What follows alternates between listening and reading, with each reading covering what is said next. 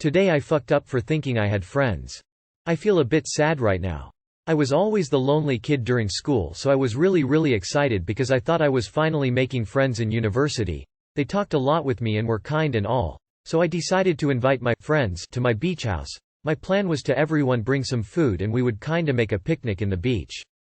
When I talked to them about it during classes, they all seemed like the idea. But over the holidays I created a group chat with 13 people a few days ago and invited all them. They completely ignored me. Everyone saw the message but only 4 people said something, all declining the invitation cause they couldn't do it. I feel so sad cause they didn't even bother to say something. I am not even sad about the people who couldn't make it, because they at least cared to say something. I was just so excited to have a fun day with my new friends. But I was wrong. I always sucked at socializing and was so happy thinking I was finally getting friends. Now I just felt ignored, and to be honest I think I will just go back to befriend stray cats and isolate from people. Too long did not read. Invited 13 people for my beach house, no one even replied to the invitation. Well, looks like they just missed out on a swanky beach house. I only know as much as you're telling us, but it seems like your relationship with these people is limited to just being schoolmates. Maybe the beach house idea, while sounding great, was a bit strong? You gotta cultivate these friendships. An invite over to your house might have been a bit much, so start smaller, something neutral like getting food. You'll get there, man, rooting for you. I'll go. It's okay, dude. Maybe they just felt awkward themselves about going with someone they don't know too well. Or maybe they wanted to stay in and save money, or maybe they really did have other plans. Not responding to the invite is definitely rude, but sometimes in a big group chat people feel like they can get away with not responding. I've found more success individually texting multiple people rather than making a group chat. But anyways, if it's in my area I'll come, don't give up on making friends. I'm so sorry. It could be that they all just feel it's a bit too early in the friendship for such things. You say there's 13 of them? Going to a friend's beach house seems very much what closer friends or best friends do together. How well do you actually know these 13 people? I'm 28, but couldn't imagine trying to maintain a friendship with 13 different people at once.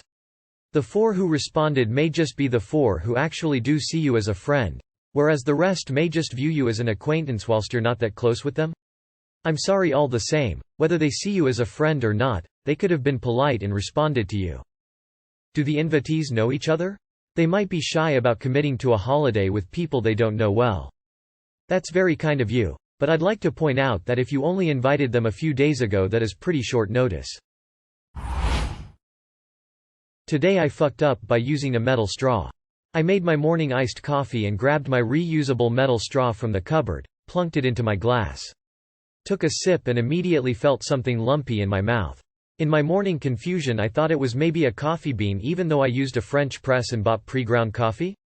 Anyway, I caught the supposed bean between my teeth, and simultaneously noticed it was squishier than a bean should be and felt it wriggle. Huh? I immediately spat it out onto the kitchen countertop in a panic and noticed that it was an earwig. An earwig had climbed into my metal straw and was chilling. And now it was struggling on my countertop in a pool of coffee with its body slightly bent at where my teeth had held it. I watched it open its wings. I didn't even know earwigs had wings until today. And I immediately started crying while smacking it with a tissue box. Too long did not read. I now blow very hard into my reusable straws before using them. Always. Don't risk it. I got some reusable metal straws that came with a straw cleaner. Your story is truly gross and I feel disgusted for you. I'm sorry you had to go through that. Years ago I was happily drinking a glass of watermelon juice while distracted at my computer. After one quick sip I noticed a small chunk in my mouth. Then the chunk started wiggling. I immediately spat, and there it was on the table covered in juice, a huge wasp. I stood there in shock for several seconds, and before I could react, the motherfucker managed to take flight even while being covered in juice and went out the window. It was terrifying for me, but I guess it was a wild ride for the wasp too. At least it wasn't a spider. Or a piece of your cup. Maybe try glass ones. I always look into my straws like a telescope before use for this very reason. Thanks. Newfound horror just unlocked. Today I fucked up by saving a kitten.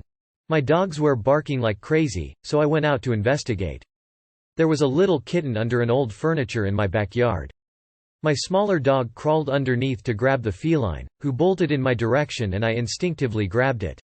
The kitty was so scared that he bit me and drew blood. I placed him in one of our chicken cages and quickly went to wash my hands with antibacterial soap and then clean the wound with peroxide. Yesterday my finger was red, swollen and it felt on fire.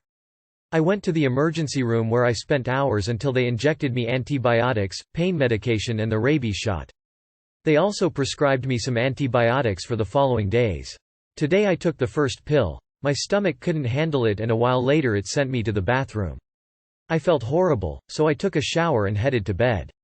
When I got to my room, one of my dogs somehow got to my antibiotics and ate them. IDK, what to do now? I'm in pain, fighting an infection with no medicine. FML. Too long, did not read. Saved kitten, got bitten, got infected. Went to got antibiotics, dog ate antibiotics. Everything seems so bleak.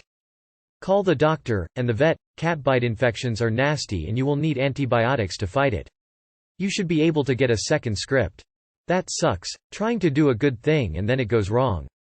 But I gotta know, what happened to the kitten? Or what is going to happen to the kitten?